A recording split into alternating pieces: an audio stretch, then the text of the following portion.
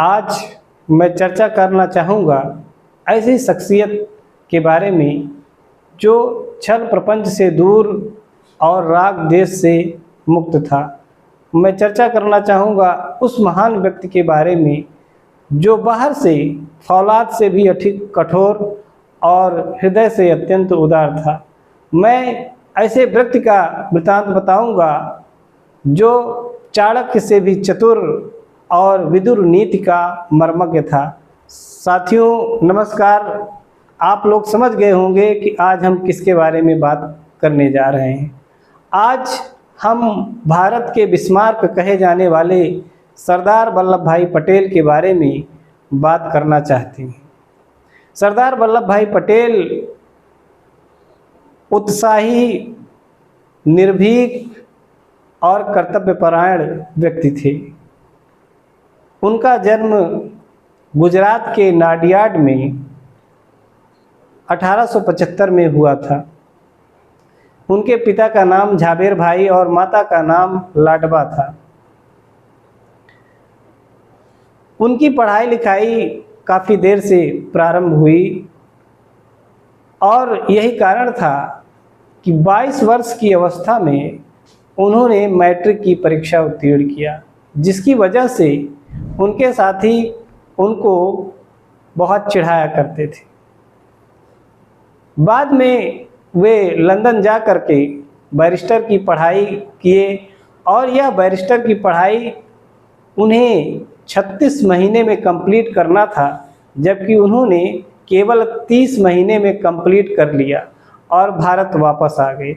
भारत वापस आने के उपरांत उन्होंने गुजरात में वकालत प्रारंभ किया और बहुत जल्दी ही वह प्रसिद्ध हो गए।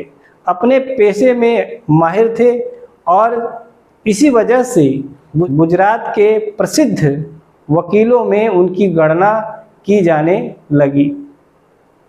उनके उत्साह और उनके धैर्य और उनकी निर्भीकता के बहुत सारे किस्से प्रचलित हैं। उनमें से कुछ के बारे में आपको मैं बताना चाहूँगा। साथियों आपसे यह भी निवेदन है कि वीडियो में आप बने रहें, स्किप करके इसको ना देखें, क्योंकि अगर आप स्किप करके देखेंगे तो उनके बारे में कही गई बातें आपके समझ में नहीं आएंगी। वल्लभ भाई पटेल जिस समय वकालत कर रहे थे अपने पेशे में मर्मज्ञ थे और उनकी प्रसिद्धि का कारण उनकी कर्तव्यपरायणता को माना जाता था। एक बात की बात है, जब वो कोर्ट में एक मुवक्किल के लिए अपनी बहस कर रहे थे, बहस के दौरान ही उनको एक पत्र प्राप्त हुआ और वो पत्र खोल कर देखे और देखने के बाद उसको फोल्ड करके अपनी जेब में रख लिए और अपनी बहस को कंटिन्यू रखा। और जब कोर्ट का समय समाप्त हुआ वह कोर्ट से तुरंत बाहर आए और तब उनके साथी जब पूछने लगे तो उन्होंने बताया कि मेरी पत्नी का देहांत हो गया है। अब आप खुद सोचिए कि जिसकी पत्नी का देहांत हो गया हो और वह कोर्ट में बहस कर रहा हो, कंटिन्यू बहस कर रहा हो, ऐसे महान व्यक्ति विरले ही मिलते हैं। अब मैं आपको ये बताना चाहूँगा कि वल्लभ भाई पटेल किस प्रकार वल्लभ भाई से सरदार वल्लभ भाई पटेल कहे जाने लगे। बात है सन 1928 की, जब गुजरात के बारदोली में किसानों के विरुद्ध अंग्रेज़ों का अत्याचार चल रहा था। अंग्रेज़ों ने कृषि पर 22% टैक्स लगा दिया था, जबकि फसलें पहले ही नष्ट हो चुकी थी, अकाल पड़ा था और किसानों के पास अनाज नहीं था, किसान भूखे मर रहे थे। लेकिन अंग्रेज़ों ने उन पर 22% का अत्यधिक टैक्स लगा दिया और टैक्स ना अदा करने के कारण, ना अदा कर पाने के कारण वो किसानों की ज़मीन को नीलाम कर देते थे, औने पौने दाम में पूंजीपतियों को नीलाम कर दिया करते थे। इस बात से परेशान होकर किसान गांधी जी से गुजारिश किए कि गांधी जी हमारी सहायता कीजिए। गांधी जी ने सरदार वल्लभ भाई पटेल को बारदोली में जाने के लिए आदेश दिया कि आप बारदोली जाइए और किसानों की समस्याओं को सुलझाइए। सरदार वल्लभ भाई पटेल तुरंत बारदोली के लिए रवाना हो गए और बारदोली पहुंचते ही उन्होंने दो कार्य किए।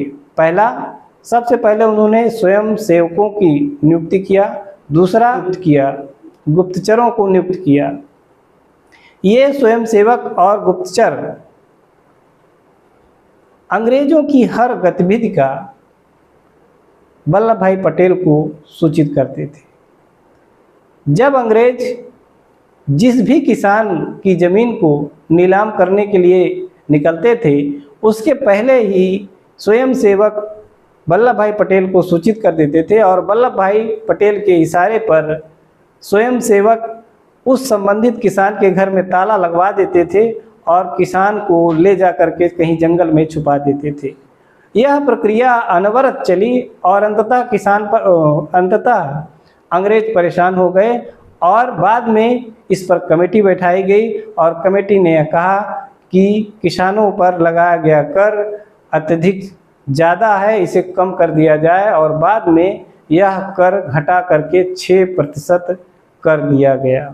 वल्लभ भाई पटेल के इन्हीं कार्यों के कारण बारदोली की महिलाओं ने उन्हें सरदार की पदवी से विभूषित किया और तब से वल्लभ भाई पटेल सरदार वल्लभ भाई पटेल के रूप में पूरे भारत में विख्यात हो गए। सरदार वल्लभ भाई पटेल का सबसे महत्वपूर्ण रोल तो सन 1946 से प्रारंभ हुआ। 1946 में भारतीय राष्ट्रीय कांग्रेस ने यह निश्चय किया था कि राष्ट्रीय कांग्रेस की वर्किंग कमेटी का अध्यक्ष ही स्वतंत्र भारत का प्रधानमंत्री बनेगा।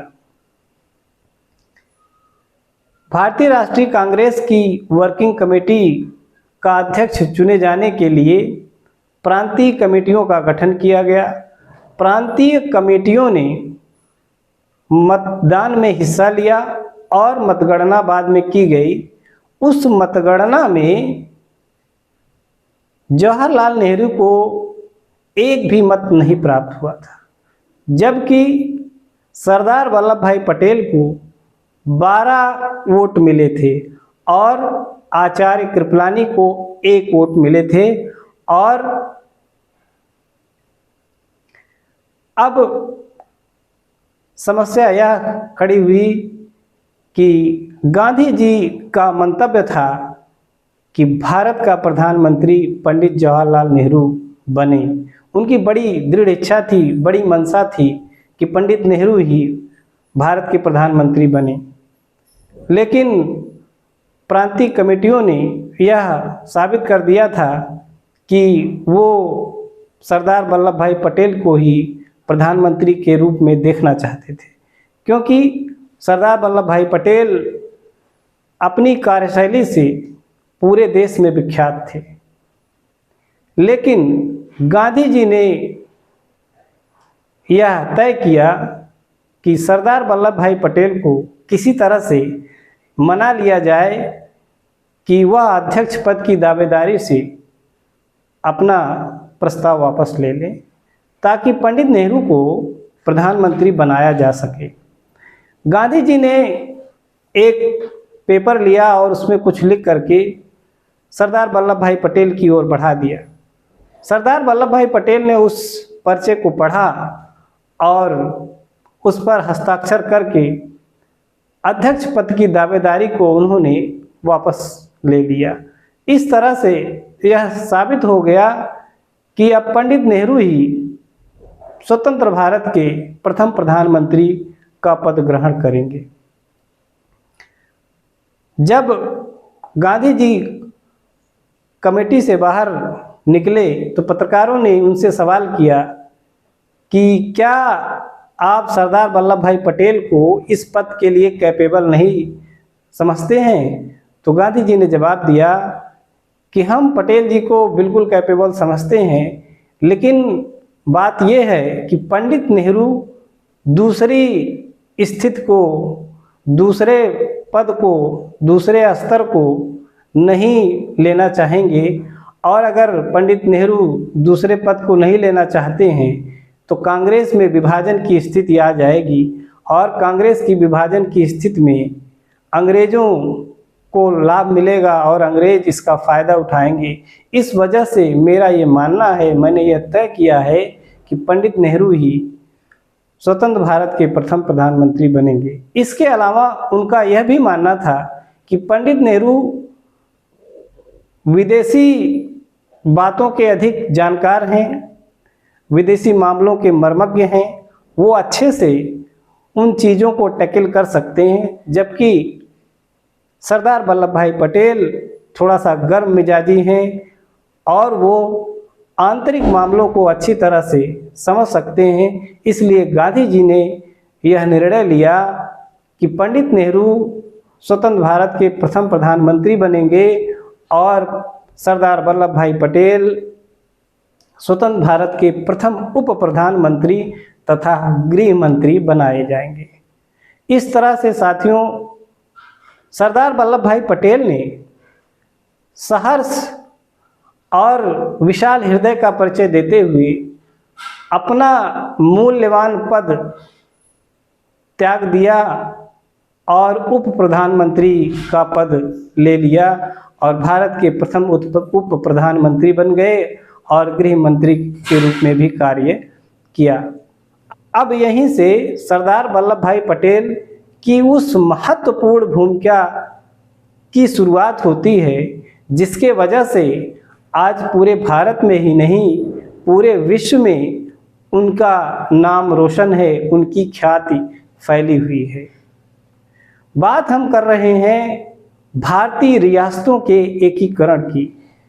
3 जून 1947 को तत्कालीन वायसराय लॉर्ड माउंटबेटन ने यह घोषणा किया कि भारत को 15 अगस्त 1947 को 2 टुकड़ों में बांट करके स्वतंत्र कर दिया जाएगा।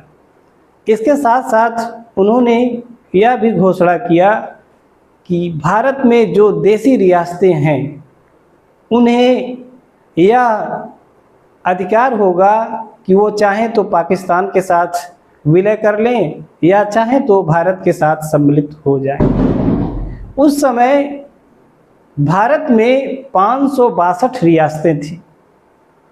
अब आप अगर कल्पना करिए कि वह 562 रियासतें अगर पाकिस्तान के साथ सम्मिलित हो जाती तो भारत के क्या हालात होते, एक बड़ा प्रश्न चिन्ह था उस समय। अब यहीं से सबसे बड़ा रोल सरदार वल्लभ भाई पटेल का आता है। सरदार वल्लभ भाई पटेल बिल्कुल यह नहीं चाहते थे कि ये 562 रियासतें पाकिस्तान के साथ जाएं। वो किसी भी एक भी रियासत को पाकिस्तान में मिलने नहीं देना चाहते थे, क्योंकि यह जानते थे कि अगर ये रियासतें पाकिस्तान के साथ मिल जाएंगी तो भारत अखंड भारत नहीं रह पाएगा और आंतरिक रूप से कमज़ोर हो जाएगा।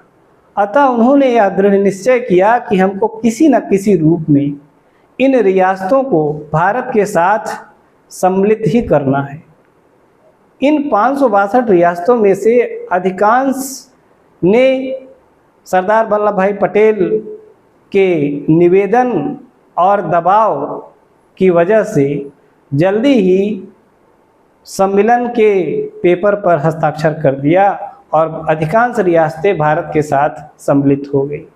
लेकिन कुछ रियासतें जो बड़ी रियासतें थीं वो भारत के साथ सम्मिलित नहीं होना चाहती थी, जैसे हैदराबाद, बड़ौदा, जोधपुर, जम्मू कश्मीर, जूनागढ़, ये रियासतें चाहती थी कि हम स्वतंत्र रूप से एक इकाई के रूप में अपना निर्माण करेंगे और एक देश बने रहेंगे।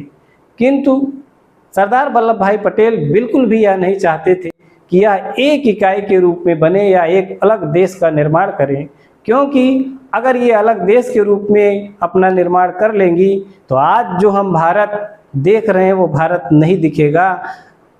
हम जो आज कहते हैं कि जम्मू कश्मीर से कन्याकुमारी तक भारत एक है, ज़रा कल्पना कीजिए कि अगर ये रियासतें आज़ाद हो जाती तो हमें भारत में ही कन्याकुमारी से कश्मीर तक जाने के लिए अलग अलग वीज़ा, अलग अलग पासपोर्ट बनवाना पड़ता और अलग अलग देशों की यात्रा करते हुए हमें जम्मू कश्मीर से कन्याकुमारी तक की यात्रा करना पड़ता। गढ़ का नवाब महाबत खान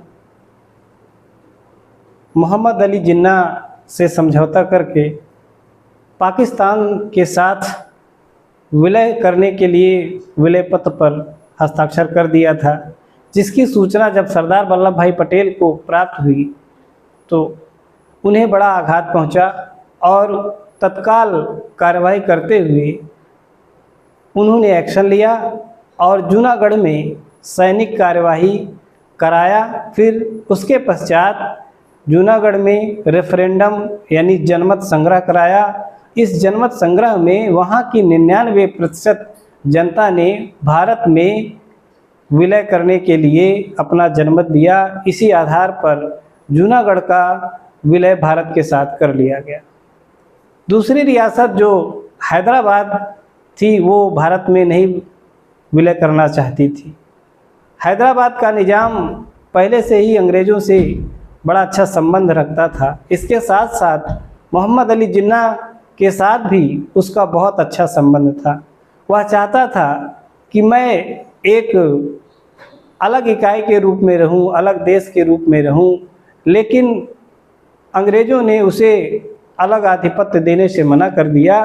तब वह जो है पाकिस्तान के साथ अपना विलय करना चाहता था और बीच बीच में वह पाकिस्तान को फंडिंग भी कर रहा था।